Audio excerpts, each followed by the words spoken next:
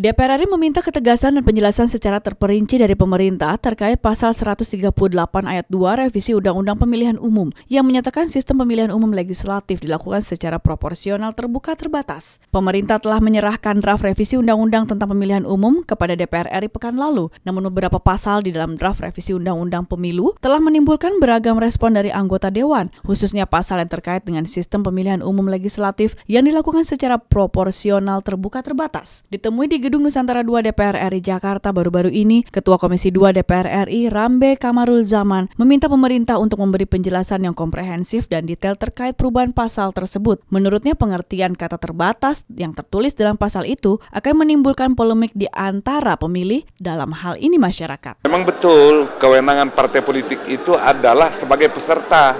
Kalau dia peserta, dia yang punya kewenangan untuk mencalonkan seseorang mau menjadi calon anggota DPR provinsi dan DPR kabupaten kota. Kalau demikian halnya, apakah juga sekaligus partai politik yang menentukan pemenangnya sesuai dengan nomor urut yang ada itu?